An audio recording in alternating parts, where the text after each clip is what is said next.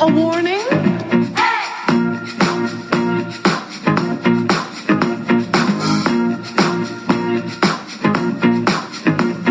There's nothing to worry about. I'm worried that you work in an office, have children, celebrate wedding anniversaries. The world of heterosexual is a sick and boring life.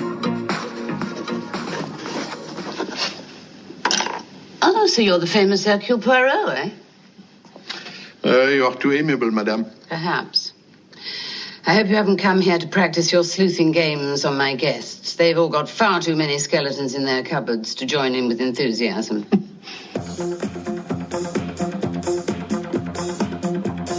Welcome back to the show, everyone. Welcome back, listeners. We have a fun summer movie to talk about.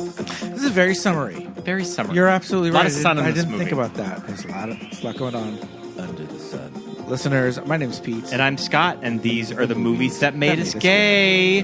Very good friend of ours. Welcome. Is this the fourth time that you've been on the show, Hiko? I believe it is. Fourth time on the podcast. Welcome back. Welcome back. Good friend Hiko. Yes. We have a really fun movie to talk about today. A movie that Yes. I had not seen until about a month and a half ago. Really? Yeah. We watched Evil Under the Sun, directed by Guy Hamilton, written by Anthony Schaefer, based on the novel by Agatha Christie, released March 5th, 1982. I mean, I have a couple of questions about the timing. Not the timing of this movie, but I mean, just the time frame of this movie. But Hiko, I know that this is kind of right up your alley. You're on our Clue episode. Yep. You famously love You love a good murder mystery. a good murder mystery. I grew up on them. The gays love a good murder mystery. Well, and I had a mother who basically raised me on them. She was an Anglophile. She was an Agatha Christie fan. And then I kind of discovered other things on my own, like Murder by Death and Clue. Like I found it through the funny way, the comedic satires. But then I absorbed by osmosis or just secondhand Agatha Christie fan because I kind of absorbed it from all my mother's fandomness. And this is an interesting one because I had not really heard Evil Under the Sun talked about a lot. And friend of the pod, Barry Parker, if you are listening, I know that you're listening because you love this movie. He follows our show, a really funny Instagram account, and he was posting pictures of this movie. And a few months ago, I saw some, particularly, who's the actor, beautiful man, the black swim briefs. Oh, what's his name? Is it His name is Nicholas Clay. Nicholas Clay? Yes. I was just like, who is this? And he said, oh, it's the movie Evil Under the Sun. You need to watch it. So I found it on streaming about a month and a half ago. I watched it before work one afternoon, loved it, and I kind of had to program it on the podcast. Yeah. I don't know if you've ever talked to us about this movie either. No, and I mean, if you're a fan of the Knives Out mysteries, Yes. Right. And this should have been thing. required. This should have been And required. that's the thing is that when I Absolutely. started it, when I pretty much hit play, and after the watercolor credits, we can talk about those later. Oh, yes. But I was like, oh, so this is just Knives Out. Well, Glass Glass Onion. Onion. Yeah. This is Glass Onion, a Knives Out story. Is that what the official? First of all, Is that what the official title we all of need to those get are? on board with not calling them Knives Out Yeah. mysteries and calling them just Benoit Blanc. Benoit Blanc mysteries. Benoit Blanc yes, mystery. a Benoit Have they Blanc released the mystery. title of the new one? Yes, it's called Yes. Wake Up Dead Man. There's a graphic teaser trailer They for had it. to postpone filming because Glenn Close got COVID. Oh no! So they had to set back some days. I did not know Yep. that. But I think it's timely with the Kenneth Branagh takes on the Poirot character with Yep. his starting with Murder on the Orient Express. Neither Scott nor myself watched Death on the Nile. I watched the first 20 minutes of Death on the Nile. It's a and little I bit was better. I was not super into it. but we I both actually enjoyed Murder in Venice. I actually Oh, think yeah, Haunting in Yeah. Venice. Haunting in which- Venice. I'm Haunting sorry. in Venice, I would say, is the strongest of those three movies. It's the most atmospheric, and it's actually the only one of those three that I actually read before the movie came out. Because Okay. the movie is actually called, based on the book, Halloween Party. yeah. And I don't know if- it does take place on Halloween, but in Right. Venice, of all places. Halloween Party's Yeah. kind of a weird name. Yeah, Is it a children's movie? I don't know. It's an R.L. Stein Fear Street novel. Haunting in Venice, I'm probably going to buy a movie ticket to. Yes. So we'll talk about the character of Poirot in depth throughout this episode, but I kind of want to talk at the top about Kenneth Branagh's portrayal. Is he the least like jokey version? Yeah, he takes it way too seriously, and he lets that mustache lead the way. I mean, that mustache is wild. There's like two mustaches. It's like it's like a double stacked situation going on. It's got like two little points. But I feel like in this one for sure, Peter Ustinov and I'm pretty sure with Albert Finney's portrayal, they give him a little bit more of that. Hercule Poirot is very full of himself, very kind of like, I don't know, like not as serious of a character. He's a little bit like, I think at the end of the day, we're supposed to kind of understand that this guy, while he's the smartest guy in the room and can solve all these mysteries, he's still just kind of like, he's kind of comical, a pain in the ass, yeah, because he's cocky and all that, right? Yeah. Well, they're also bringing it. They're also bringing. I think using Peter Ustinov, they're bringing it to like a cozy mystery level. Yes, where he's not as serious and like so intense. Okay. And yeah, and I always thought that he had only done 3 of these movies, but he had done like 6. Wow. And half Some of which them I hadn't seen. for television, right? Some were made for TV, some were theatrical. I'd only seen Death on the Nile and this, and also Dead Man's Folly, which came out in '86 with Gene Stapleton. Okay. Mm-hmm. And now when we talk about Murder by Death, this is kind of this is a spoof of Agatha Christie, right? Well, not just Agatha Christie, because they have all these characters. Yeah, like Neil Simon wrote 1976's Murder by Death, and he has been quoted in interviews that he was a fan. He grew up on all of those dime store paperback mystery novels, pulpy mysteries, and his whole mission statement for Murder by Death was like spoofing all the classic iconic detectives from literature, and like Sam Spade and Miss Marple and Hercule and Murder by Death, of course, is one of my favorite movies. We immediately thought of you this season of Feud when there was footage on the Murder by Death set with Truman Capote. We immediately thought of our friend Hiko. I had such a nerdgasm during that one scene. I'm like, who would have thought that we would see like a recreation of the Murder by Death scene in 2023? And as you know, you guys have been over to my place. You saw I have the original theatrical poster in my dining room. We went to a movie night where we did a double feature of Clue and Murder by Death. Oh, yeah. at your apartment. But yeah, Evil Under the Sun is an interesting one because it was done sort of in the wake of Murder on the Orient Express comes out. Pretty decent-sized hit. It gets Ingrid Bergman a second Oscar. Death on the Nile in the late 70s. And then Evil Under the Sun in 82.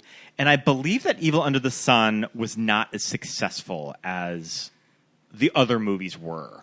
Too. Yeah. That it was kind of, I don't think that it really grossed a lot of money.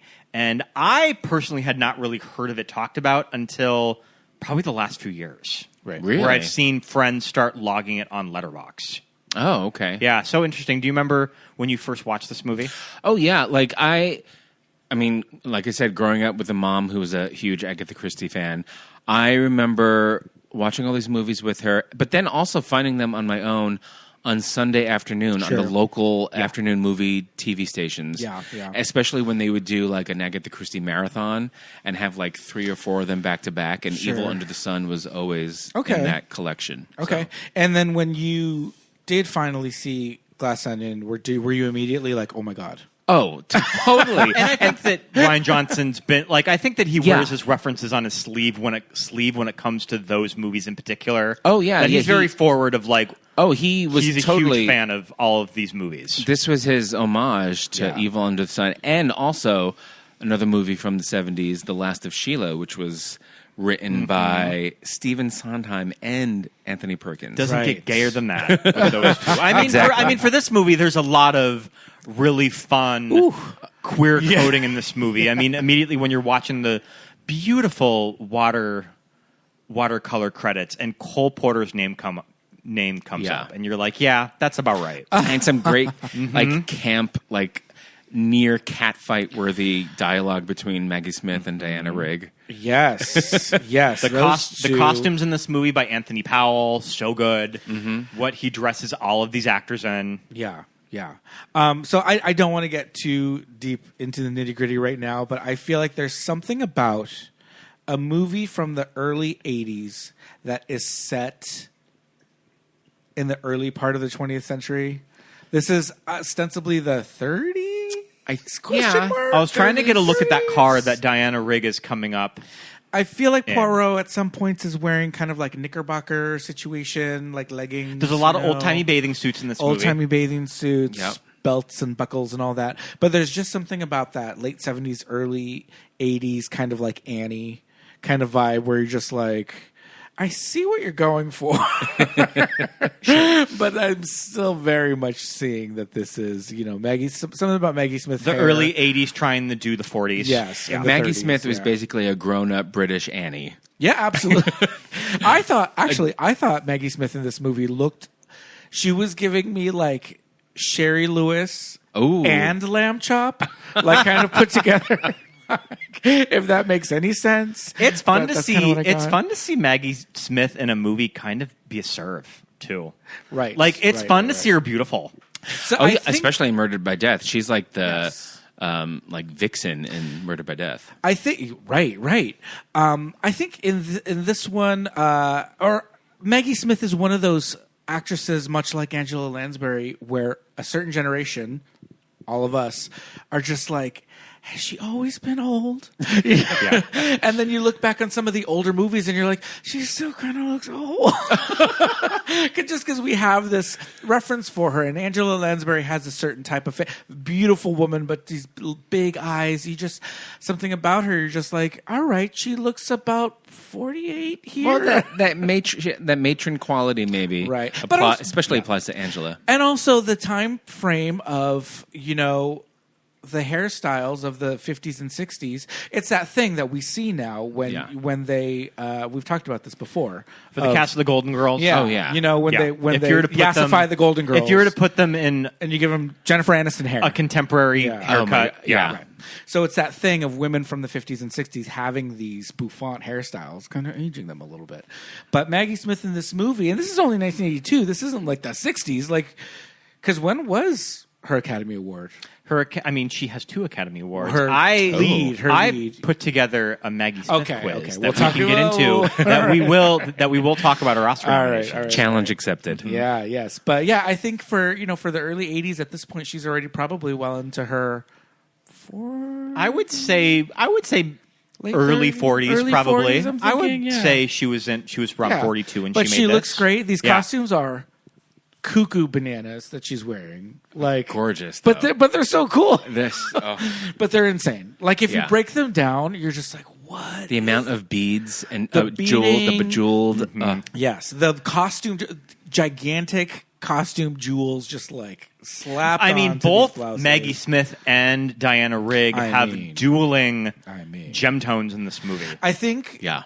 Diana Rigg is definitely giving more like glamour, right? Because that's the character. She's an actress, so she's giving pretty much just playing Lady Holiday from the Muppets Take Manhattan. Absolutely playing Lady Holiday. With a little Alexis Carrington. Sure. Yes. Yeah. Well, I think at the very end of this movie, and we'll get to all of that, but Jane Birkin walking out, I was like, Dynasty. The hat. The hat. The teeny little waist in this like tailored suit. It was so 80s. She has a really fun style journey that we'll talk about later. Oh my God. Jane Birkin in this movie is out of control. But I love it. Before we get too into the story of Evil Under the Sun, this is our 4th Maggie Smith movie that we have covered on the podcast. Oh. So we have talked about Sister Act, Hook, most recently Clash of the Titans, and Evil Under the Sun. Yes. So I tend to put together a leading ladies quiz for the actresses that we have done, usually about 4 movies of. So here's some kind of stuff that I put together at the very last minute as we were watching the movie. I put together a little quiz. And I don't have a Maggie Smith button like on here for our yeses and nos, so we'll just use. If we get them wrong, we're still going to go with Nicole. No. And we'll figure out. Okay, moving forward. can you both This is live? tag team her most known for on IMDb Okay. of the 4 movies that come up when you type Maggie Smith? The 4 movies. Yes. Okay. And are most known for. Are any of them Harry Potter? No, Okay. none of them are Harry Potter. Good. Okay. I was just want to get that out of the way. Okay. Is one of them the Best Exotic Marigold Hotel? It is. Yes. Okay. Yep. You have never seen the Best Exotic Marigold pretty good. Hotel. Oh, Yeah, I have both of them. And that's totally my brand of bullshit that I would love. Is Helen Mirren in that? Dame Judi Dench. Judi Dench, okay. Yeah. And just active British seniors that just start a fabulous hotel. Well, they don't start it. They go to live go there to in it. India. Okay. Yeah. I love that. Okay. All So right, Best can you Exotic name- Marigold Hotel Can you is name other one. ones? I'm going for Gosford Park. Gosford Park is there. Oh. Gosford Park, one of those movies that I think, at least for the main actors, it might come up for everyone. Sure. In that Yeah. movie. Yeah. Just because that movie is so stacked. So this is IMDb. Yeah. Yes. I So would there's say 2 more. Downton Abbey. Not there. No TV. No. There. Wow. Even no the TV, movies, okay. even the Downton Yeah, Abbey even the Downton Abbey movies. So movies, not one there. Okay. is a small British movie that came out Oh, jeez. about 8 years ago, and the other one is a costume drama. Oh, is the little one about the woman in the van? It is The Lady in the Van. The lady in the van. A movie that I know just from the title. I just know it as That's in her most known The Lady for? in the Why Van. is it in her most known for? I guess that she got a BAFTA nomination for it. So We have, the elusive most known for, we don't get why. Who makes this up? Yeah. the next one is a pretty good one, a movie that I have not seen. A friend of mine really wants to do it for an episode. Okay, so Maggie Smith movie. You well, haven't seen it yet. Is it real? Is that one of her older movies? No. Oh. You said This is- costume this is from the drama. 80s. You said costume. Oh, it's from the 80s. Yep. 80s. It's from the 80s. Okay. 80s costume drama. Gosh. Sister Act is not her most known for. Sister Act is not there, What surprisingly. the hell? 80s costume drama with Maggie Smith. Gosh, I don't know. Wait, can you give us a year? It is 1985. 1985. 85. There were some. There is at least one kind of big debut in this movie that Okay. it kind of helped launch her career, Okay. and that actress is Helena Bonham Carter. Oh. And Maggie Smith was nominated for Best Supporting Actress for it. Oh. Is it A Room with a View? Yes. Oh. I have not seen. I just know that was Helena's big intro. But you said 85. But then I was also Right. thinking of Hotel California. There was another Neil Simon movie, all-star cast. Okay. Is that? I think it's called the Hotel California. California Suite. California Suite. Sweet. Yes. All right. Do you both know what her top grossing movie is that has made the most money? Oh, That's got to be one of the Potter. Harry Yeah, Potters. it's gotta be Which one do you Potter. think it is? I'm going to say she's not in Deathly Hallows Part 2. I'm going to... Wait, no. She has a big scene in She's Deathly not in Hallows Part 1. 2. I know she's not in one of them. She's not in Part 1. So it's got to be Part 2. Deathly Yeah, Hallows Part Yeah. it's 2011. Harry Potter and the Deathly Hallows Part 2. It Yeah. grossed over $1 billion worldwide. Get to your houses. I love, was a little I love Mrs. to see. Doubtfire. I love to see. I love to see Maggie get to be a badass in that movie. Oh, great. So good. Yeah. You know, and the thing is... I've always wanted to use that Always wanted spell. that spell. I mean, the thing is, in the books, McGonagall has some, fucking fights. Yeah. Like, fights. She's, flipping around. She gets into it with Professor Umbridge in book She 5. gets into a lot of, She can and- throw down. But in the movies, we just saw a couple of, there are some pretty good scenes. But, yeah. So speaking of box office, of the movies that we've done, what is the highest grossing? Let me remind you. Sister Act, Hook, Clash of the Titans, and Evil Under the Sun. Oh, Hook. Yeah, it's got to be Hook. It is Sister Act. Oh! With $139 million. No. Wow. Sister Act made more than Hook. Yep. Crazy. How many Oscar nominations does she have? Jeez. I would say 4. I'm going to say... I think I'm going to stick with 4. I'm going to copy. Higher. Higher. 5. Higher. 7. Lower. 6. Ah. 6. And do you know what her wins are? She has one in lead and one in supporting. I believe one of the few English actresses that has lead and supporting, both. I know her lead. The prime of Miss Jean Brodie? Yes. Prime of Miss Jean Brodie, Okay. a role that she did on stage, and then she was in the film. She won in Yeah. 1970. And 1970. You mentioned the other one. We said Oh, California Sweet in Yes. 1979. Oh. Which one of these did she not accept? Because she wasn't there. Oh, okay. She didn't give it back. She didn't decline it. She just wasn't there. Sure. Oh, I would say California Sweet. It's the prime of Miss Jean. Oh, she wasn't at the ceremony. It was a big thing. Her first one. It was a big Yeah. thing in the late 60s or early 70s for actors not to go. Oh, protests. I don't even think that. I think that Like it wasn't as big of a it deal. just Like wasn't you as have big to as go a to deal. the Oscars, And right? especially if you're English, you had to fly over. Yeah. True, yeah. And they probably weren't comping that. They had their BAFTAs. They probably Yeah, weren't comping, yeah. comping that like That plane flight, ticket. yeah. I don't need sure. no American award. Yeah, no. What is that? Who's Oscar? Who's he? So, do you know what her big American debut? She plays a doomed Shakespeare heroine. This was kind of her big American. I mean, On film? maybe not American, but it was a big film in England. But she got of recognition. She got a lot of recognition in America, and it got her a Best Supporting Actress nomination. Do you know what it is? Do you know what Shakespeare doomed heroine she plays?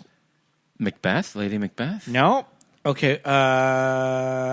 This is a Olivier directed movie. Oh. What year is it? This is. I might have to double check Oh, on the that's okay. year. I think it's in the 60s. Oh, Yep. Lord. Okay. I have no A idea. doomed heroine. Desdemona Ophelia. in Othello. Oh. Yep, that was kind of the big movie that launched her She's in America. in Olivier's Othello? She's Desdemona she's and Desdemona. Olivier's Othello? So- I had no clue. So you mentioned this that she has a lot of BAFTA nominations. Did you just want to take a wild guess at how many BAFTA nominations Oh, she my- has? well, there's probably TV thrown in there. TV is, too. TV is Yeah. in there too. Okay, so I'm going to say 18.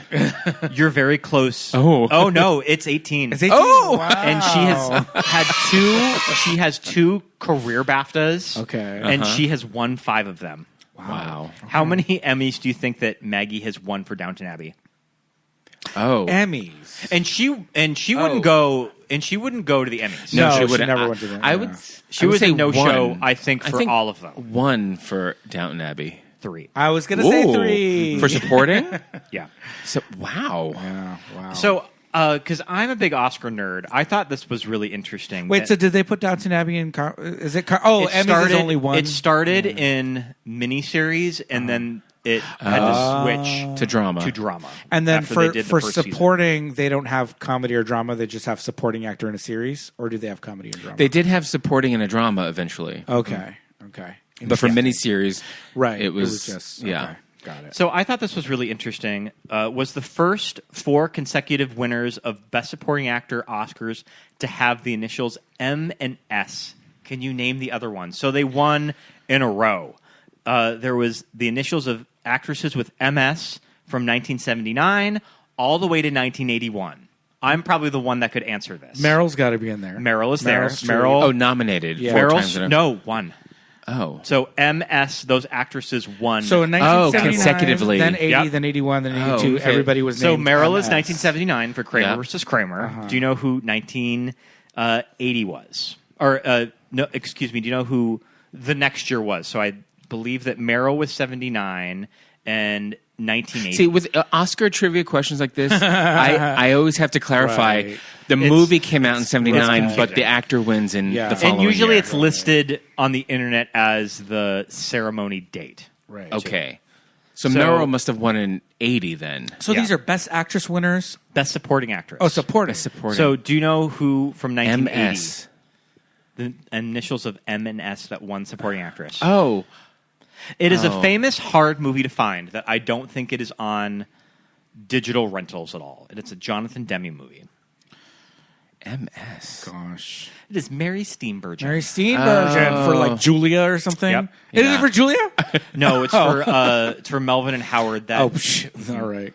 yeah. And Melvin so and the Howard. last one. Okay, so we got Maggie Smith, Meryl Streep, Mary Steenburgen, and in 1981, Best Supporting Actress goes to I don't know. Madeline Stowe. I don't know if either of you two are going to get this. Not Madeline Oh Stowe. my God, my brain is so not. She won for a Warren Beatty movie. A Warren Beatty directed movie? Yep. In 81. So, God, what is that? Reds? Reds. Jesus, who the hell? Maureen Stapleton. Yep. But yeah, that was something that I had never known about until today. So Meryl, Mary, Maureen. 4 consecutive years of M&S. Okay. Meryl Streep, Mary Steenburgen, Maureen Stapleton, and Maggie Smith. I guess Maggie Smith is at the start of all of that. 78. Best Supporting Actress. Mm-hmm. Yep. Wow. All right. In our last one, I did throw this together, so I didn't have very many questions. Okay, that's Maggie okay. has been in a movie by the same title twice. Do you know what that is? She's been in a movie with the same Two title. different movies, and they have the same title, and she's in both of them. Mm-hmm. Are they related? They're not related in any way? No. Oh, interesting. One, I believe, is with Dustin Hoffman from the 2000s. Tootsie. It is called Quartet. She made 2 movies by the name of Quartet. That's right. And they're unrelated, and she's in both of them. Yep. That is a very weird fact. Yeah. But I love it. I knew that our Maggie Smith quiz would be kind of deep cuts. Yeah. No, that was a very fun quiz. I love it. But we love Maggie Smith in our podcast. She's really fun in this movie as just kind of being the shit talker of this I was hotel. going to say she's a little busybody. She's so rotted to her staff. She's so mean to everybody that works for her. And she always has a vicious little barb to like mutter under her breath. I mean, she can be found in this movie holding a tray of the most 1970s foods I've ever seen on film. Some of these hors d'oeuvres look... Let's see, what did we clock? We saw the cocktail wieners. Cocktail weenies. But they're cocktail wieners on toothpicks sticking out of like... Some whipped cream thing or gelatin. Or maybe a Jell-O, an aspic. Yeah. An aspic, a savory, gelatine. How tall do you think that gross. shrimp display was? That shrimp tower. The shrimp tower on a banquet table in the sun. In the sun. Yep. In the Mallorca Who heat. does that?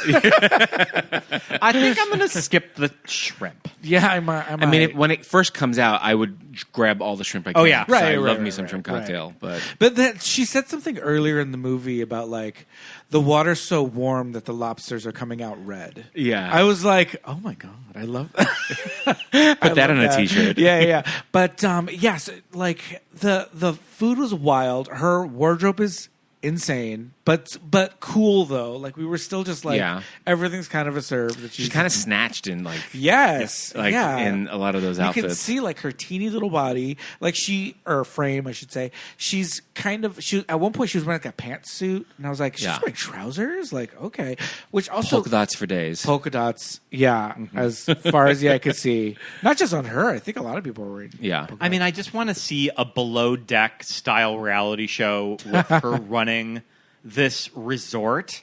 How did she run this resort? Did she come into this from family? Did she buy it? And what was her name's Daphne Castle, right? Castle, yeah. Castle rules.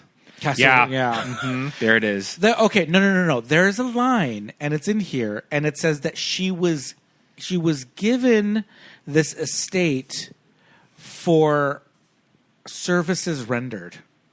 Interesting. The hell does it? What does that mean? Yeah. So then, can she get that in a divorce? Maybe. I guess. Yeah. Let me see. It's in here. I was seeing that this was shot at some big estate in Spain. That it is in the Balearic Islands, and you can go there. It is not a hotel, but it's just it's a historical point of interest in Spain that you can go there. Right. It's kind of like the Getty. Right. You can go. Okay. Oh, that's cool. Yeah. So in this movie, this palace that they're in, it's in the land of Tyrrhenia. Oh, the kingdom of Tyrrhenia. Okay. You all know Tyrrhenia. Do you summer there? Is this a real place? Because I do. Hell no. Okay. No, it's like Genovia. Right, exactly. Okay, so it is made up because made up. I noticed that she mentions that His Majesty would like to congratulate you at the end, and I was thinking she says she got a call from the king. I was like, he called you, and then I was like, it's I guess that Tyrrhenia. this was at the time where there would have been a King of England. Yeah, So- but still, he's calling Maggie Smith. Like what? So, but it's turns out it's the King of Tyranny. It's kind of hidden in that script. and it is. And I think the idea is that he personally handed off this estate to her, so they have. Yeah. I think she has this relationship with the King of Tyranny. I'd like to be personally handed an island. I mean, for services rendered, island resort. in exchange for services rendered. As long What as services? it's a manageable service, I will gladly. There's some Is kind she of, just renting some this kinds of out to jobs. friends? Right? Is this she open just to the renting public? rooms out to friends? Can just a Because it seems average person book a room there? It's. I mean, obviously, this is for the purpose of the mystery, but everyone is connected. That's the serendipity each of other, it all, especially right. with Agatha Christie. Right. Everyone's there ensembles. for a reason. Yeah. Yeah, and they all have. They're all brought together by some fateful. right, and Yeah. they all have ties to each other in one way or another. And they all end up hating someone in that group. Yes, yeah. And that person is Dame Diana Rigg, who Rigg. plays Yeah. Arlena Marshall. Okay, so let's get into the cast. So we might as well just start with Arlena Marshall, played by Diana Rigg. Yes. So And she's in fierce turbans. in this movie. Turbans, jewel tones. Yeah, she's just killing it. Hats, sun hats. This what they refer to as a Chinese hat in this Yeah. movie, with this like peak, this The point, red. the Yeah. red, and then it's like black from underneath. I don't know if you noticed when they would Oh. show it from above, it's red. Yeah. and then when she would be laying down or kind of pick it up, you would see the inside of it is black, and it looked like it was kind of like maybe woven or some kind Yeah. of like. She has a really cool knit sun hat that she wears at one point in the movie. Oh yeah, the other one that's like it's kind of like a wizard's hat. That Yeah. one also has like That a one's peak. knit, Yeah, too. it is. It's like her knit or crocheted or something. Yeah, she's kind of amazing in this, and she's giving that kind of. We keep saying Lady Holiday because she's just kind of an asshole to everybody. Is this the same year as 1 year after. Great Muppet Caper? Muppet Caper came out in 81. Oh, Yeah. okay. I did read that Peter Ustinov is also in the Great Muppet Caper. Yes, he but shows up. It's a cameo, right? He's a truck driver. Okay. Yeah. Probably just like on the street, just like runs over a Muppet or something. Or no, I think isn't Kermit or someone is hitchhiking or Probably. or Does they're- he pick up They're Miss on the Piggy? side of the road. Oh, When she like breaks out of jail and she's like gets the motorcycle at the end. I don't know. It's a whole thing. We'll yeah. have to watch it. But okay. If we want to talk a little bit about Peter Ustinov, he's obviously he's speaking in this Franco-Belgian like heavy, thick French accent, but I mean, it's just King Richard it's Prince John from I don't think that I knew that until recently. Robin Hood. But as soon as you say it, I can Yeah. absolutely hear it now. I'm just like, oh, it's Robin Hood. I love it. I just wish it was, I'm hearing it with an English accent as Prince John. But yeah, I don't really know Peter Ustinov from much. yeah, I only know him as Hercule Poirot. Yeah. But it's like he's so like, I buy the accent. Like it's just comes right out of him. It's like it's really a really good performance, and just something about his body type and just like the old man of it all. And when he attempts to go swimming Yeah. Yeah. in the ocean, Isn't it so funny of how this character is cast now is that you have to have Daniel Craig with zero body fat in his little swim trunks, but in the 70s. or even you just Kenneth got Branagh, who's Kenneth a very Branagh. handsome Yep. man. Suave, Yes, without like- that much, he has aged. Yes, he looks extremely so well. But yeah, good. back in the early 80s. Kenneth Branagh is another one who will still come out here rocking like a fuckboy haircut with the fade, Yes. and everything, and Yes. you're like, oh shit, Yes, I saw you see him at the Oscars one year. Oh my god! Yeah. But I like Looking this was like- just at a time where for this character didn't need to be sexy. dumpy old guy. Yeah. Yeah. But I get like grandpa vibes from him a lot. Like he very much reminded me of my grandpa when he was swimming. I was like, And I appreciate that he is a foodie, yes, having his poached egg for breakfast, and that dessert. The first my thing that he God. eats With, like, the lady lady fingers. fingers. Yeah. that was another thing that was like way too high. It was Yeah. like a foot tall, and he's eating Yeah. this dessert by himself. This is clearly a dessert for the table, and he's just like going hacking into it with the lady fingers and everything. So good. Yeah, there's just something kind of like there's this like a silliness to this movie, but also it's like it's kind of a hard mystery. Yeah. I didn't know who did it. I was like, what the hell? Yeah.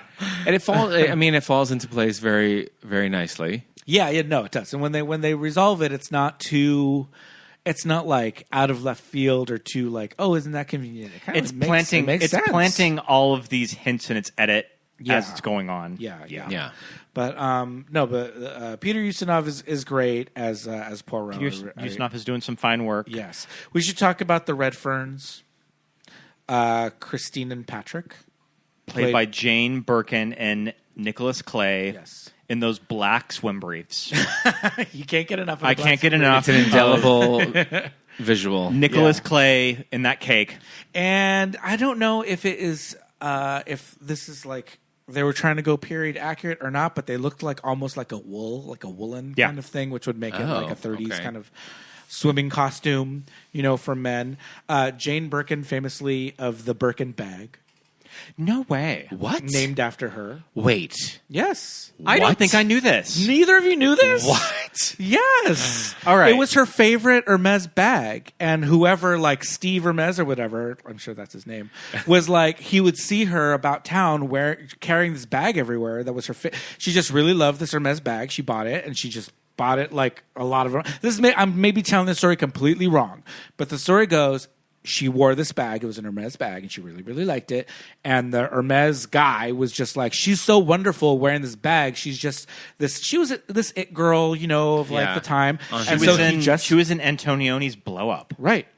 And so he just moving forward, they just named it for her. They started calling it that. And then what's the other bag that Erica Jane? She said, I don't have an Hermès. I've got a Kelly. A Kelly. And the Kelly is Grace Kelly. Grace Kelly. Yeah. Oh. So they're the two big Hermès bags are named for the women that wore them best. When you're describing her like this, like how she was back then, like the ingenue or like very, I'm already thinking if they ever remade Evil Under the Sun, it could be Anya Taylor-Joy. Sure. Yeah, absolutely. Yeah. Absolutely. But today's socialites like Kim Kardashian wish that they could have with an Hermès bag, an Hermès bag named after them. Yeah. And that's just like it becomes so far removed that you don't even think of the person; you think of the bag. Right. Yeah, I think that's the thing, and I don't think Jane Birkin wore it because it was just she was just a cool person. I love she that. Just really liked this. See, we're all learning something we never knew. I'm kind of shocked that you guys. I didn't know that. Thanks for the education. Yeah, of the Birkin bag. But and now the whole thing with the Birkin bags is that you can't just go to Hermès and be like, one Birkin, please. Yeah, no. Like it's a whole thing. Like they have to waiting lists, approve you and like all this shit. Approval. Well, also when one comes up, you don't get to choose the color, the type of leather. You whatever. just have to get if whatever it's is available. Blue ostrich. And they say we got a Birkin for you. It's like if opening you don't up like blue ostrich. It's like opening up a blind box. It is a blind box. Yes, a blind Birkin. It's a blind Birkin. Whatever color, whatever finish, that's the one you get. And if you don't want it, sorry, get back in the line. Okay. Yeah, you'll have it's to a wait for whole one that thing. you like then, or else you got to get Lucy Lou, and then you buy hers. So you're saying at the end of this episode, I'm getting a Birkin bag as a You consolation get a gift. Birkin bag. which would have been interesting casting for the character of Christine Redfern for Jane Birkin, because this character is hard to really pin down. Right. Of when you're first introduced to her.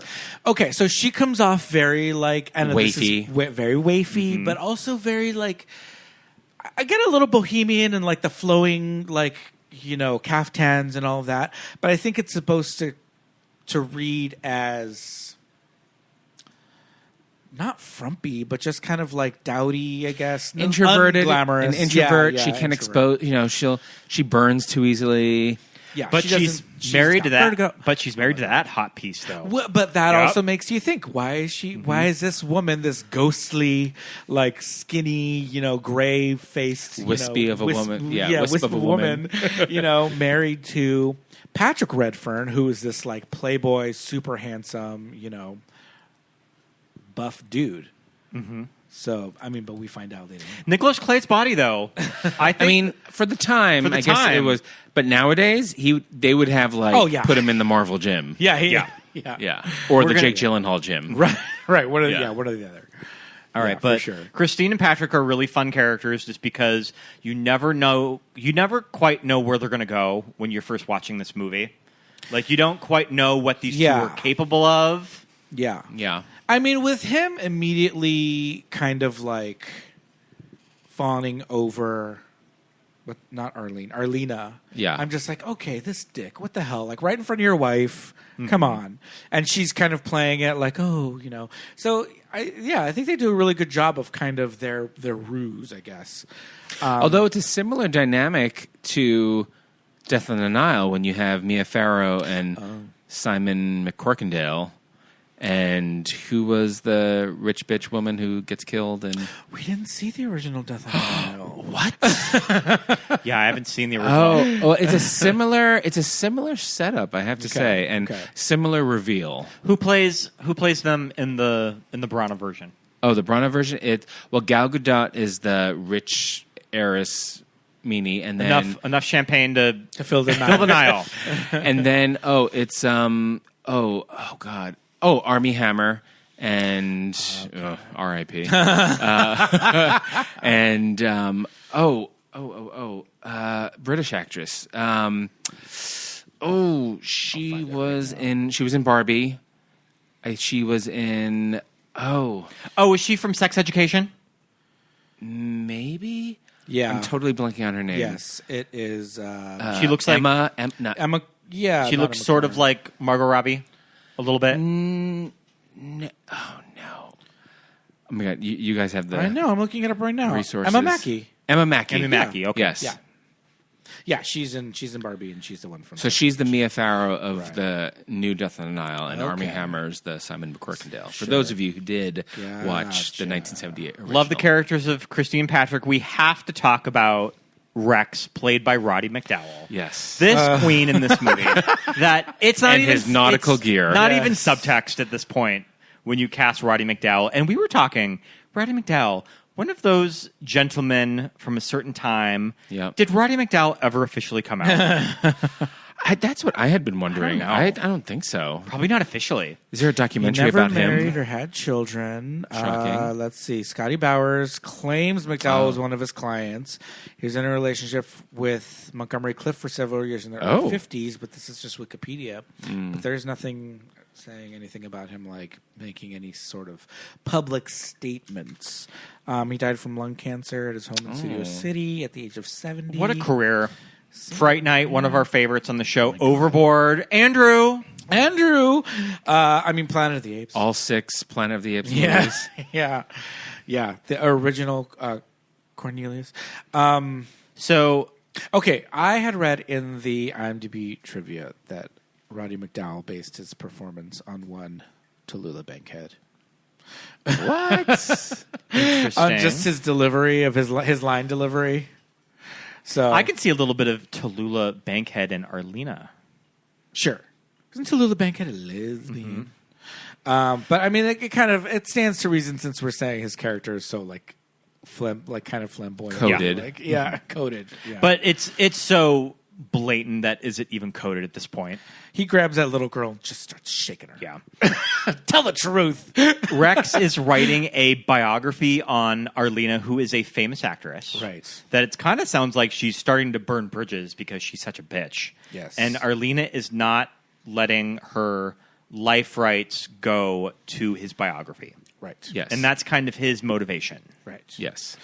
And I mean, the Red Ferns' motivation is that the husband is openly flirting with her, so maybe that's motive for Jane Birkin's character. We should talk a little bit about the gardeners, Myra and Odell.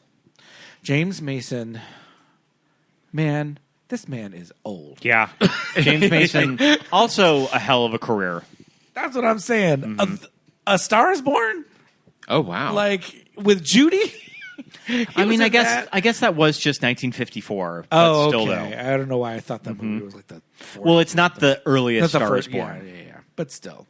He'd been around the block. But, I mean, James Mason just has that voice that is undeniably James Mason. It just, you hear it and you're just like, oh, sure. And they're the husband and wife, producer team. Yes. So I'm assuming that Arlena is a stage actress. Yes. Because they're producers. from New York. Arlena Broadway show ducked Yeah. out on her commitments to one of their plays that they were producing. Right.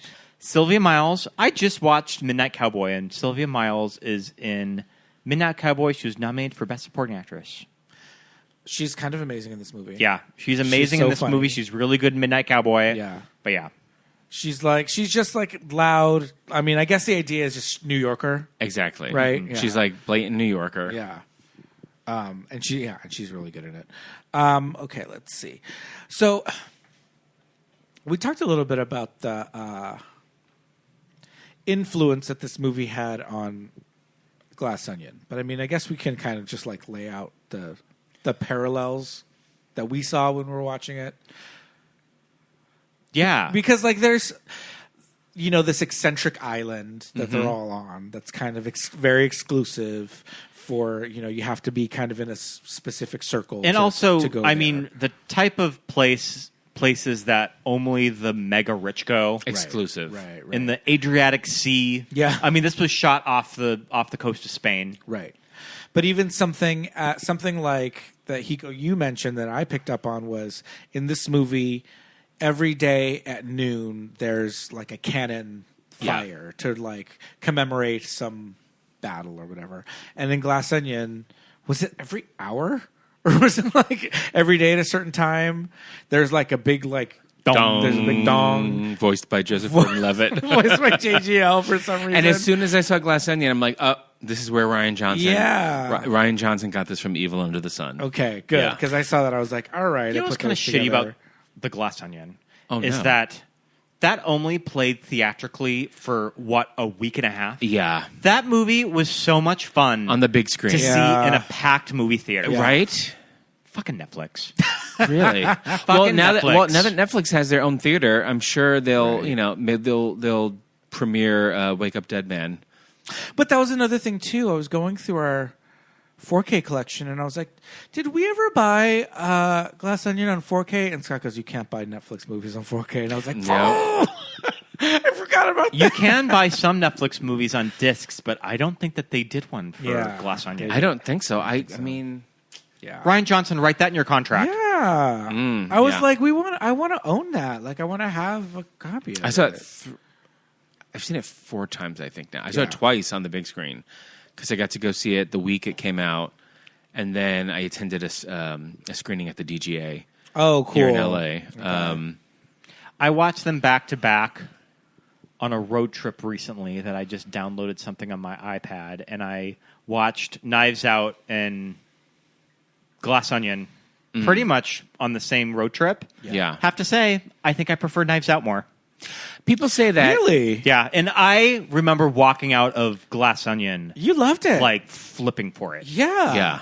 5 stars, no notes. I haven't revisited Knives Out. Well, yet, so and maybe if I do. Knives. Well, Knives Out's a fun revisit. of course. And I remember when the poster first came out, and I saw the font Sure. for the movie logo, the Yeah. title logo. I'm like, that font is from Murder by Death. Okay. And then also the film scores. It's by Nathan something. I use the Glass Onion score a lot when I write. I'll just Okay. play it. Sure. It pops up on my that's Spotify fun. a lot. Yeah. The scores are really fun in those movies too. Mm-hmm.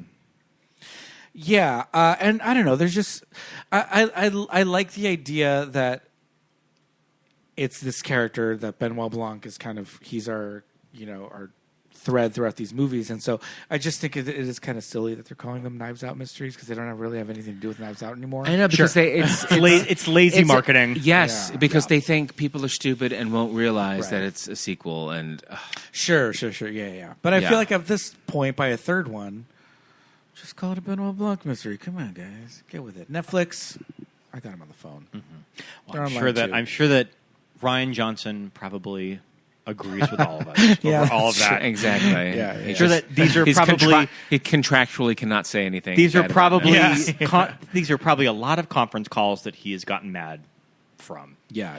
I would say just kind of flowy dresses. Yeah, Kate Hudson definitely in that one. Kate Hudson Yeah. gets to wear some fun stuff in Yeah. The Glass Onion. Yeah. I mean, And all the Janelle ladies, Monáe. all the And ladies Janelle in this Monáe, movie yes. get to also wear some fabulous costumes too. And I mean, what's his name? I hate to be reductive. I can't think of his name right now. Drax. Batista. Dave Batista got to, he got to kind of strut around in a bathing costume. Firing off that gun in the pool. The pool. But I mean, we got to see some body. Well, I have a question for you guys. I know we have to get back to Evil Under the Sun, but do you think with Knives Out 3, Wake Up Dead Man, do you think or do you hope we can see more of Benoit Blanc's queer life? That's right. Personal life? Sure. That's right. Because he's a confirmed... and Hugh Grant is his lover. Yeah, so his live-in. do you think we'll get more of his personal life? I think that we'll get at least Hugh to do a phone call. A phone call? I don't know. Well, I mean, how much of the movie can he really be in? Yeah, sure. Yeah. Mm-hmm. I totally forgot about that. I did like that little touch in there. But I don't know if I was getting quite the Janelle Monáe character, but I think that Poirot's relationship with Maggie Smith was just having this woman to kind of bounce ideas off of. Sure. Kind of. I don't think that Daphne was she ever really a suspect in his mind? Was she ever realistically going to be the person that did it? Probably not. No, I don't think so. She is his Tina Fey, right? just And from Haunting in Venice, and also Right. kind of the Ana de Armas character of Knives Out too. Yeah. Like Maybe the detective needs some kind of not assistant, but a liaison between the suspects and himself, Right. And he not uses her, but works with her or because she knows everyone so well, Right, yeah. and She's running this whole she provides more island. insight for him. Yeah.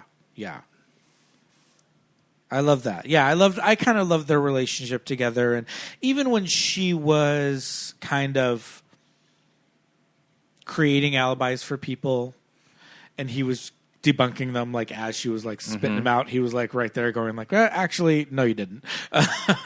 But he never really did it in a way that was just incriminating to her, because I think he knew that she was just kind of I don't know, I think he didn't really think that she was ever really behind any of it. So I haven't read a lot of Agatha Christie, so this is going to be a broad statement, but Sure. I'm gonna go on a limb and say I think that there's something about the murder setup of Evil Under the Sun, and I'd be curious if you would agree that I think that there's something very dynamic about how everything is staged in this story in particular. That it kind of goes out of its way to give everybody this An alibi. a cover. a cover. Yeah. And you get really fun geography of everywhere on this island, of where everybody was. Yep.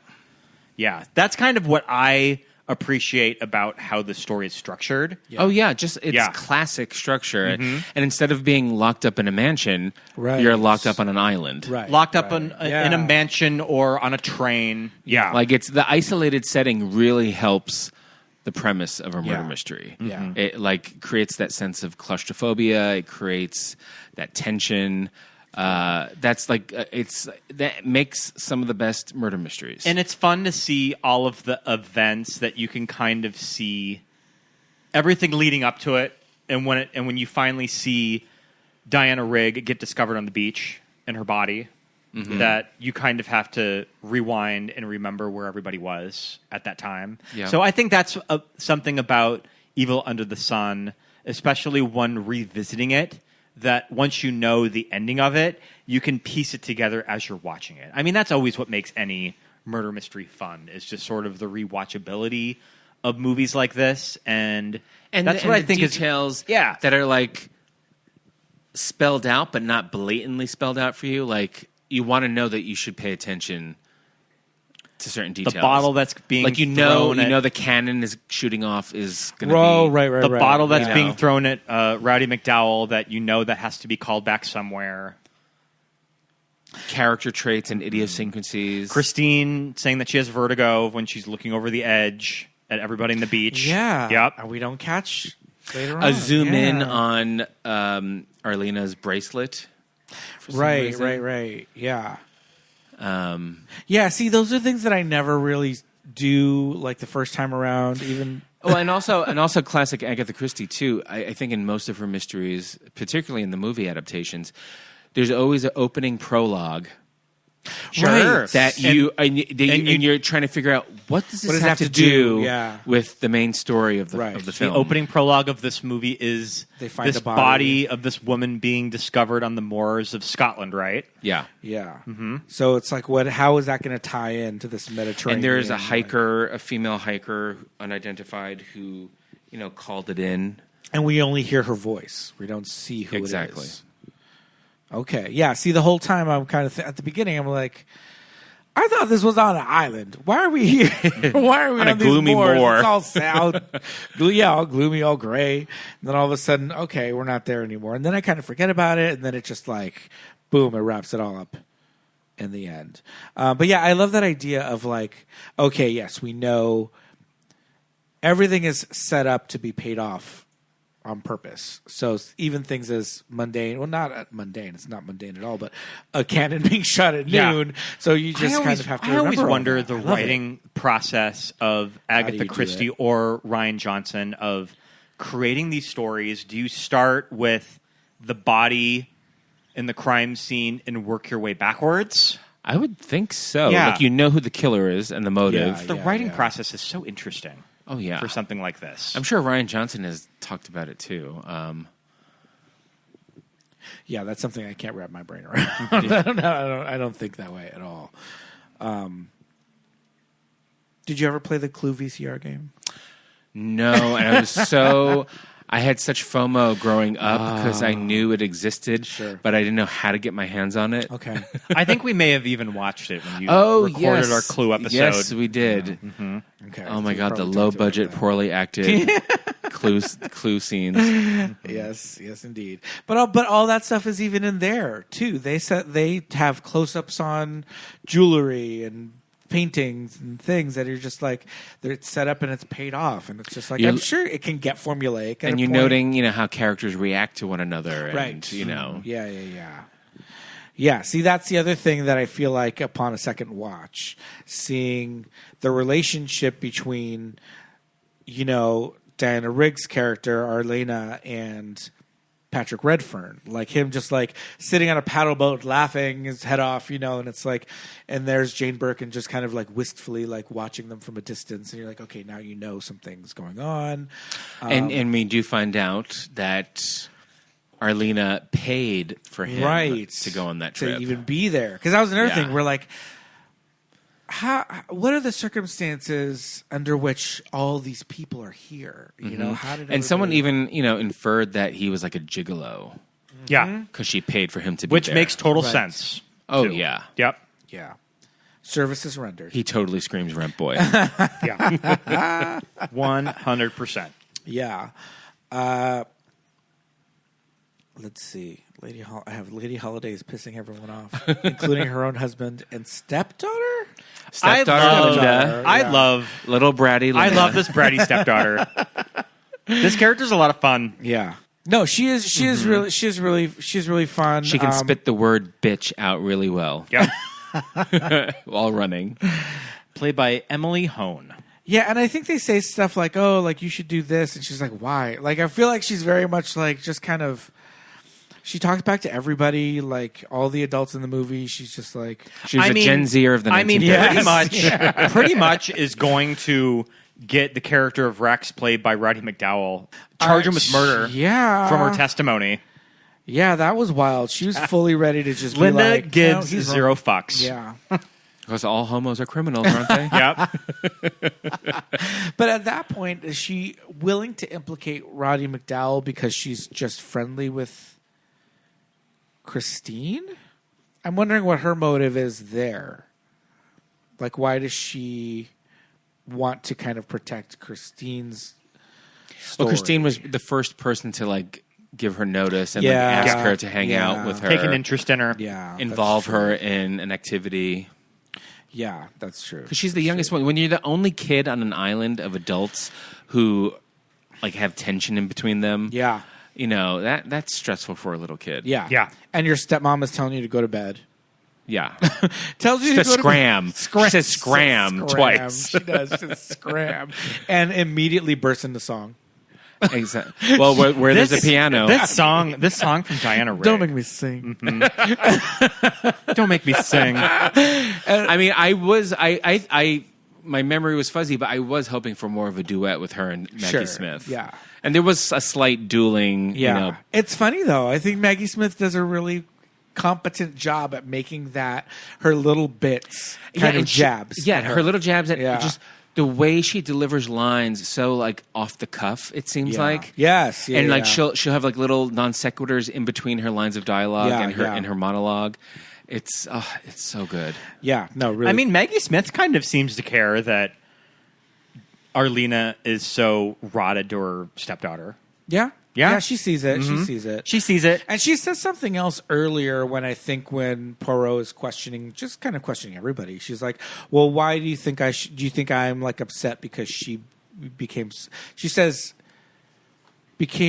successful or she succeeded on the boards when I didn't?" Meaning like she's a famous theater actress and I'm not. So I think there's like this history of the two of them like being performers and singers and actors, and it happened for Arlena, but it didn't happen for Daphne. And Daphne does have a great comeback where she goes, "Well, you know, Arlena did have." She says she could always spread her legs so wide and you know, so open and so far. Yeah. But I love that there's that backstory between those two, like, and that song, that number, that musical numbers, it was really good. I was enjoying when she like pulled out Maggie Smith pulls out a scarf and it's just like the timing of it. Pulling it and then it just falls in like which I don't remember it face. being in any other Agatha Christie film adaptation. I think they had to do it because Cole Porter was doing the film score. Sure. Oh, Yeah. sure. I think it's the Cole Porter influence. They're going to expect at least one musical number yeah. because he's doing the score. Yeah. Yeah. You're the top. You're the Colosseum. You're the top. You're the Louvre Museum. You're the nimble tread of the feet of Fred Astaire. You're the National Gallery of Art Salary. You're Camembert. You're the Nile. You're the Tower of Pisa. You're the smile on the Mona Lisa. Is that Diana Rigg singing?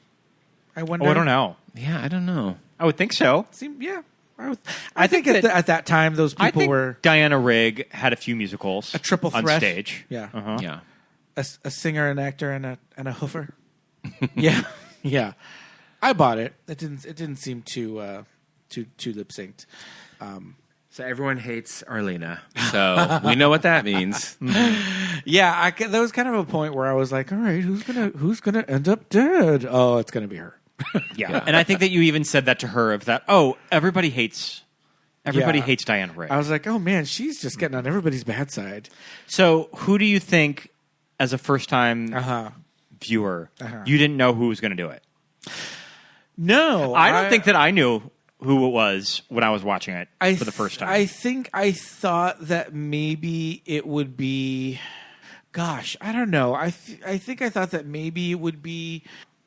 I think a 2024 version would have the 14-year-old stepdaughter be the killer. Yeah. It would be like a Deadly Mom and Dearest. Total Mom and unexpected. Dearest, Mommy Dead and Dearest thing. I feel like I thought it could have been Patrick, but I don't know why. Just because he was very like... Because you knew this fuckboy was up to no good. Yeah, I thought that he was being too blatant with it. I didn't think that it was Christine at all. I was buying everything she was selling me. I was buying the waifness. waif that is allergic to the sun, and And I think that's what makes the material so camp. Is that once you do find out Christine and Patrick are this con artist married couple, that it's kind of fun to see Christine start to be a bitch. Yeah. It slowly comes out. When it slowly comes out. Yeah. Mm-hmm. And then, of course, the clutch pearls moment at the end when she comes down that staircase. Oh, my God. That in her real clothing. Her descending the staircase as Alexis Carrington. Yep. So good. That black and white number. That big black hat. And her teeny little waist and the big shoulders, all of it. And then she says to Maggie Smith, I know you didn't ask, but your wardrobe does nothing for your figure. And both Christine and Patrick just being like, so prove it. Smug. Right. Smugness of these two. Yeah, they were just like, prove it. Prove it. Mm-hmm. Yeah, that was all. That was a fun little speech you just gave, but what do you got? I love, though, that one of the big things, like, well, it couldn't possibly be her. I saw that body, and it was tan. The plot point of the tanning lotion. Yeah. I had forgotten about that. The bronzer. The bronzer. Bronzer is fully a plot point of this story. Yeah. And signature. Handwriting. Right. Yeah. In the guest book of the hotel. And he had to have Patrick seen... signed it as his real name? Right. Which is such a bad move on his part. Also, yeah. I mean, I guess he was cutting a check to Maggie Smith, so but it he had knew to be real. He was cutting a check with his real name or the name of his alter ego, who was married to. We learn the connection to the prologue, beginning of the movie, that the dead woman found in the moors, in the Scottish moors, was married to this Patrick guy, right? And he came into all of her money. Mm-hmm. So he was like a polygamist as well as a serial cheater and I mean, I don't even think polygamist. I think that gold digger. These two were just out for people's money. Sure. And if it means marrying somebody for it and then killing them. Got it. Yeah. Okay. Yeah. Okay. Because I thought that him and Christine are married because she's also Redfern. I think that they were separated. That he said that they were separated when he hooked up with this other woman. Sure. Yeah. Okay. Oh, got it. All right. Well, he's a liar anyway. Yeah. But yeah, just kind of the camp reveal of these two as the criminal masterminds. I love that. I think that, especially for Jane Birkin, of how she can play that reveal, it's so much fun to watch. Yeah. Well, and that's why I had mentioned there's a similar setup and dynamic in Death on the Nile, which you have to. I cannot believe you have not seen the original Death on the Nile. We should just watch the original. Oh my God! We should watch the original one with Olivia Hussey. Yeah. Yes. Oh my God, that cast is huge. I mean, you have Betty Davis, Angela. I could go on. But, every time, every Poirot movie. Well, they started, downgrading a little bit over the years, but Death on the Nile and Murder on the Orient Express was the original all-star spectacle. Yeah, and then Death on the Nile had an equally impressive cast, but similar reveal and twist. But I won't totally spoil it. Did you watch the And Then There Were None one for the BBC? About 10 years ago? I have the Bluray. It's good. We have the digital copy of it. And it's the only adaptation. I mean, they do stretch it out into like a 3-hour, 4-hour miniseries. Yeah. I have to give it credit, though, because it's the only adaptation out of all 7 adaptations I've seen. It's the only one that sticks to the ending, the true ending of the book. Okay. And it's really bleak. Oh, all right. Yeah. So you'd say that it's more accurate than the Facts of Life episode. Facts of Life. The fuzzy dice. Oh. 7 Little Indians. 7 Little Indians, yes. Tootie. That fucking episode. Oh, my God. Aidan Turner, that's the actor that I thought was really cute. He was in the British version of Being Human. Oh, which yes. I was obsessed with. He was the hot dwarf. Yeah. in the Hobbit movies. Yeah, sure was. Yeah, Aidan Turner. I remember. He was Sam Neill and Miranda Richardson. Okay. Yeah. Yeah. So you had not seen it? Yeah, no, yeah, we have. had It was so seen it. long It's ago. been a I while. don't remember. We only Yeah. watched it. We need to revisit when it. it first aired. I don't remember a lot of That it, so that means that Yeah. it would be a fun rewatch. Yeah. Well, I have the totally. Blu-ray, so Okay. we never want to borrow it. And that one's, and then there were none. Right? Yes. Because they didn't want to see it. Okay. Well, Our- it had a Our much 10 Little more Indians. Yeah. racially charged title back in the day when it was first published. Oh, got it. Yeah. Okay. It was not 2015. 2015? Yeah. Charles 2015. Dance? Yep. Yeah. All right. There we go. Yeah, we need to revisit that one. Toby Stevens. What do you say of these classic Agatha Christie adaptations from probably Murder on the Orient Express on? Which one is your favorite? Well, I feel like there's like the three major ones. This being, and they all kind of diminish as the years go on. But I mean, Murder on the Orient Express kind of kicked it all off. I kind of like Death on the Nile. Okay. That would probably be my favorite of the big three. And there's just been so many. And I actually have a question for you guys. Sure. Having now been introduced to the Benoit Blanc mysteries and Rian Johnson's like homage. I feel like nowadays, watching these old ones, adaptations, everything is done in such a linear... The narrative is so linear and done... And now I feel like today's movies, especially TV shows, they're so reliant on flashbacks and time jumps. Yeah. Or what do you so do you interesting. do you miss the old traditional way of telling a narrative in a linear it would way? be interesting to see both. I mean, maybe for something like The Glass Onion, that script is formatted that you kind of have to have that time reversal of backtracking with Janelle Monáe. Right. So it's kind of built into the script. But then you get something like True Detective Night Country, which I think was like, what is going on? Why can't we just tell the story linearly? I think it would still be a compelling mystery if they started at the beginning and worked their way to the end. I feel like nothing is linear anymore. Yeah, you're right. You're right. It's overused. I mean, it's kind of built into the screenplays for both Knives Out and Glass Onion. Yeah. That I guess that in Knives Out you have all of the stuff with Christopher Plummer and Ana de Armas. That you're rewinding the events, and this is what really happened. Well, it's like you have to open with something, that blatantly grabs the audience. Yeah. To hook them in. Right. And then have everything settle, let all the puzzle pieces Just fall. kind of more. These movies sort of have more traditional storytelling in them, which is what I kind of miss. Yeah. No, I get it. Yeah, you're right. Yeah, I agree. A lot of times when we watch these movies or TV shows that have this nonlinear storytelling, I do. I mean, now if they were to do a why murder, don't they just do it now if linearly? they were to do a murder mystery and tell it in a more linear way, would that be a little more refreshing for an think audience so. now? It would be novel, yeah. Like Ryan Johnson, if you're listening to this, have Wake Up Dead Man be a little more linear with your narrative.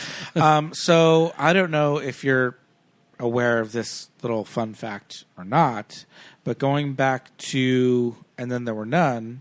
The original slasher, according to my opinion. Oh, okay. Oh, sure. In my Hiko opinion, yes. So the 2015 version stars one actor by the name of Toby Stevens. Yes. And Toby Stevens, who is very attractive, he was in The Black Mirror episode. Which Black Mirror was it? The first season. Oh, okay. It's heralded as one of the best ones, where you get the replay in your eye. Oh, yes. Okay, that is a really good one. Yeah. He's also the father in The Lost in Space on Netflix with Parker Posey. Wait. I'm sorry, I'm confusing him with someone else. He was a villain in one of the James Bond movies. He was a villain in one of the He James was Bond the movies. villain in Yes. Die Another Day. Sorry. But Toby Stevens, his mother is Maggie Smith. Oh, wow. Yeah. What? Is this was his dad who did He's was very it, Was attractive. it Beverly was it Beverly Cross? I don't know. His name is Stevens. I have to find out whose That is father some good pedigree right there. Yeah, right? Let's see. No, that's where he was born. Born in 69, so it might be from her first husband. Sir Robert Stevens. Yeah. And Dame Maggie Smith. Yep. Wow, how old is he now? Full circle. He, let's see. Oh, born in 69. 69, Yeah. yeah. Oh, so he's in his early 50s. Yeah, early 50s. Mid-50s. Yeah. How about that? Can get I it. think someone else in that. I think one of Diana Rigg's children is in this as well. I think I read that somewhere in the trivia.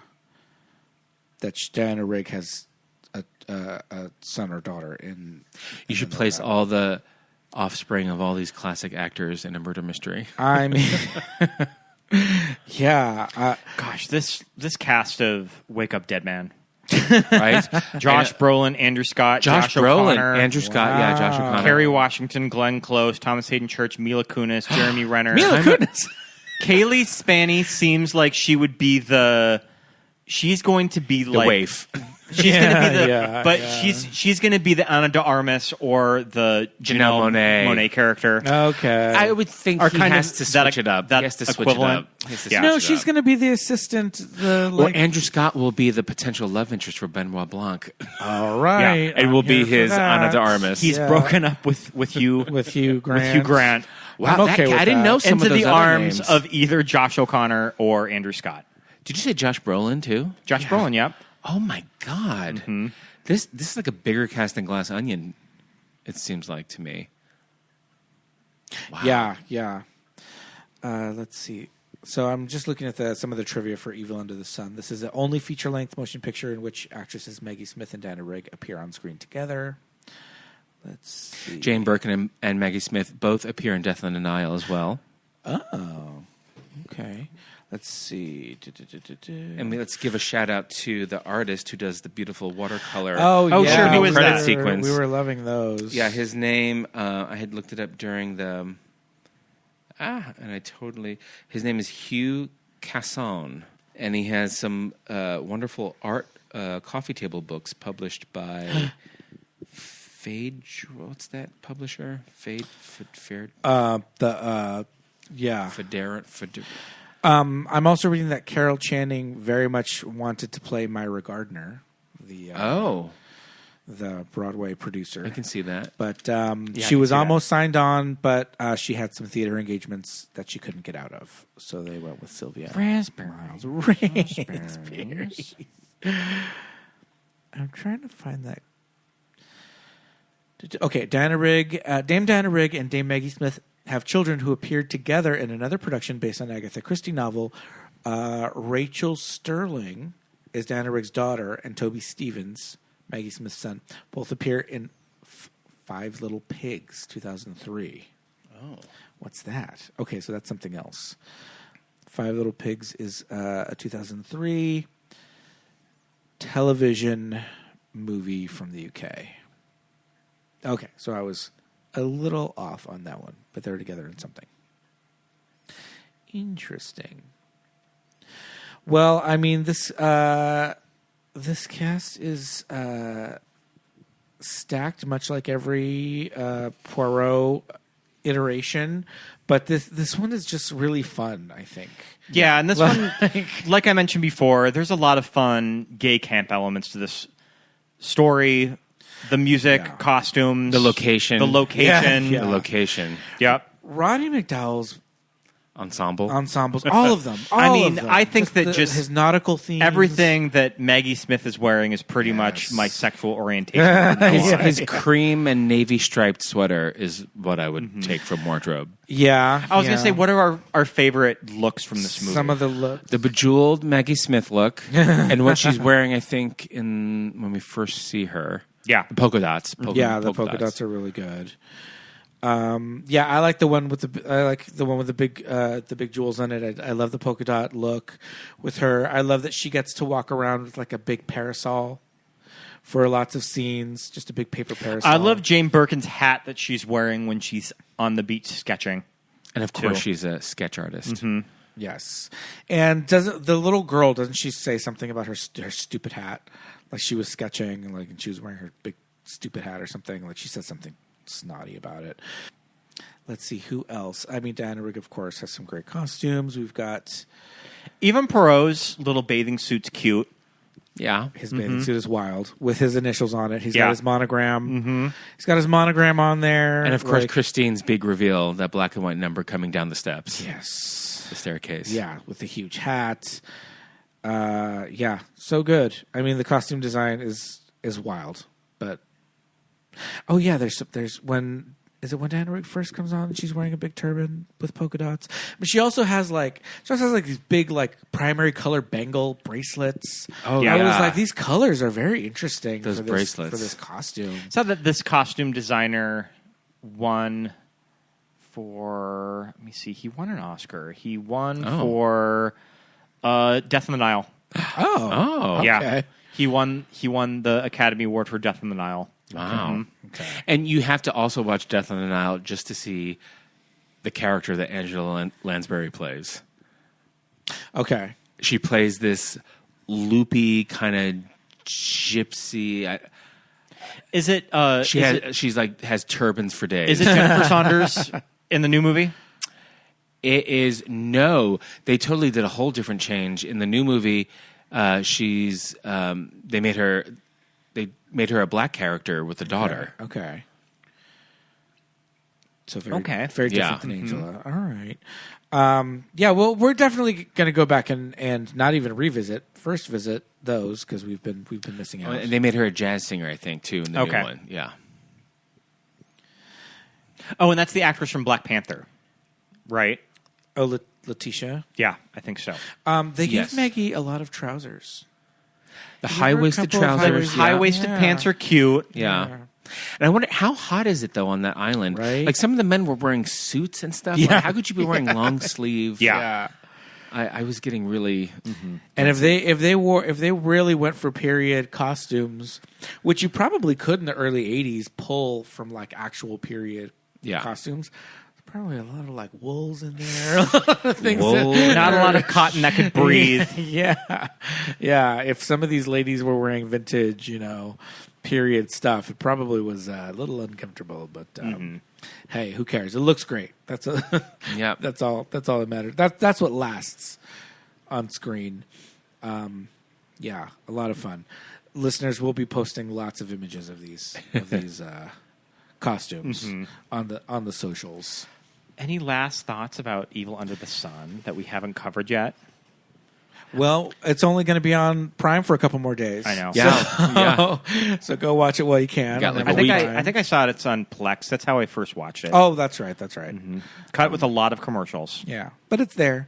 Yeah. So, and you never know. Sometimes things go off Prime and they end up on Tubi a couple weeks later. But yeah, kind of interesting to see how, and we've discussed it, how a movie like Evil Under the Sun kind of trickles down, over 40 years later, Right. of where you start to see stuff like this called back, that I had never heard of this movie, but I knew of the references from something like The Glass Onion. Yeah. Yep. So, and I love that. Yeah, it brought me back to like when I would be home on Sunday afternoons watching whatever was on the local movie station. Yeah. And it was great. And being an older, being an adult watching this, capturing those juicy morsels in the dialogue.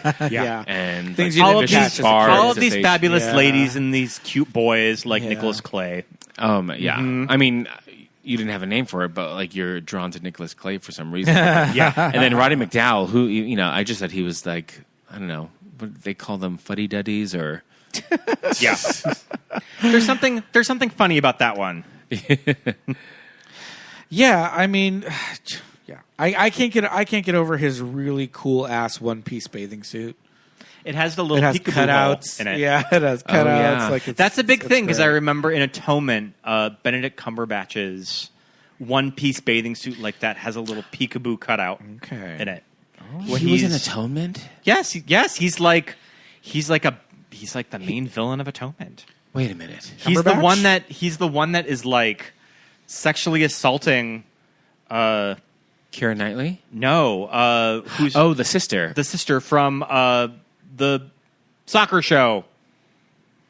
Ted Lasso. Oh, Juno Temple. Juno Temple. Yeah. I haven't. I love that movie. That's another film score I listen to when I'm writing sometimes. Oh my god! I forgot he's in he was in Atonement. that. Probably one of the first things that I ever saw him in. Yeah. Was in Atonement. 2007. Oh my god. Okay. Man, there are some really fun posters for Evil Under the Sun. I know. I love that one. I really love like there. Yeah, that the first one that you showed was. I was getting like Patrick Nagel, like 80s, like I love it. It's a little like I don't know, moonlighting. Like what? How do you describe? Yeah, it's that? funny how this movie really or didn't... like they transformed the photo Yeah.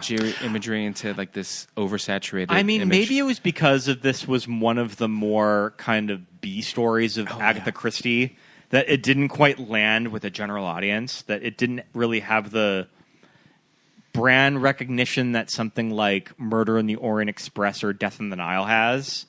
So maybe just a lot of audiences just kind of missed it at the time. Right. I mean, it didn't have as many big names as the other movies had. Yeah. So, that's why I kept saying, like, as these movies went on, they kind of diminished in the pedigree and the star power. Yeah. Guy Hamilton, looking at his IMDb, he came from James Bond movies. He directed Goldfinger. Oh, wow. Goldfinger, Diamonds Are Forever, Live and Let Die, and The Man with the Golden Gun. Okay. Well, I mean, I think we learned a lot of fun little tidbits today about the Birkin bag and Fun Maggie in the Smith's sun. children. Oh my God, the Birkin bag! Thank you for that. But this was definitely a lot of fun. Thank you so much, Under the Hiko. sun. Thank you. Hiko, Yeah, thanks for coming having me. 4 times. I hope. I know. Do I get a jacket or a plaque? You're gonna get a smoking jacket pretty soon. Yeah, please. We're gonna have our 5 I'm in the timers 4. club. Yeah.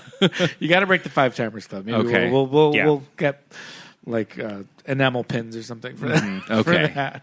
But stick around. Fun movie to talk about. Yeah, absolutely. Thank you for bringing it to our attention. Thank you. And you're always welcome to come on again for number 5. So, listeners, stick around. We'll be right back. Listeners, you made it to the very end of another one. Thank you so much. Thanks for Fun listening. movie. Yeah, if you're not super Glad that we got familiar to with it, I feel like you go out and give it a shot. Go out and find this one.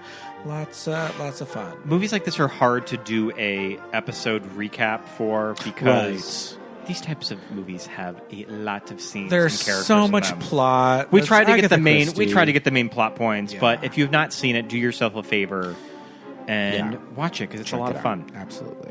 But I think in the meantime, right now, Patreon shout outs. Let's hear it. Time for some Patreon shout outs. Let's give a great big hello and thank you to all of our wonderful active patrons over on patreon.com, including Deja, Amy, Erica, Anna, Mitchie, our friends at How Do You Drew, Andy, Kate, Pep, Tammy, Roberto, Daisy, Patrick, Kelly, Chrissy, Stephen, Laura, Thomas, Lori, Brenna, Jessa Rabbit 45, Lawrence, Lisa, Alexis, Thomas, Millie, Ted, Benny, Melanie, Susan, Shelby, Paul, Jamie, Drew, Genevieve, Dawn, Josh, Aaron, John, Nick and Shannon, Christine, and Rufino. You guys. We have a lot of stuff going on Patreon right now. Yes. So if you are not a member, this summer would be a really fun time to sign up. Really good time to join. We have a new summer series going where we're watching episodes of 90210. Yes.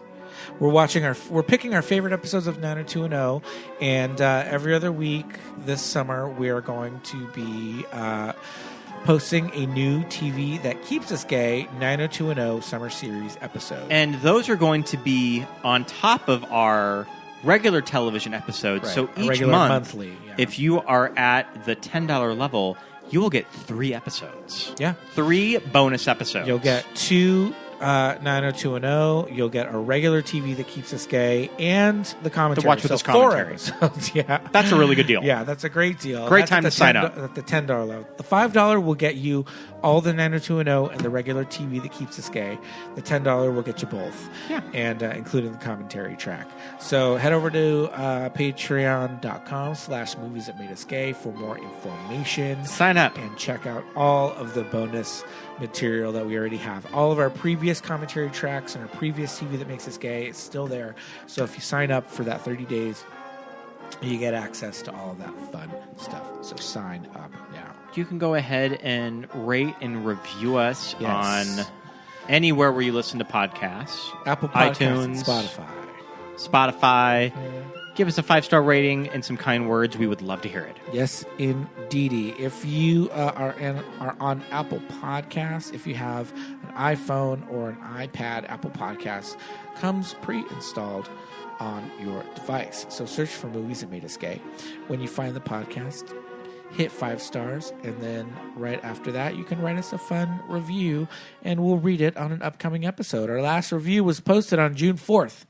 Come on, people, write some more reviews. We'd love to see them. Yeah, we love to see them, and we love to read them on upcoming episodes. You can follow us on socials. We're at Movies That Made Us Gay on Instagram. We're the most active on Instagram.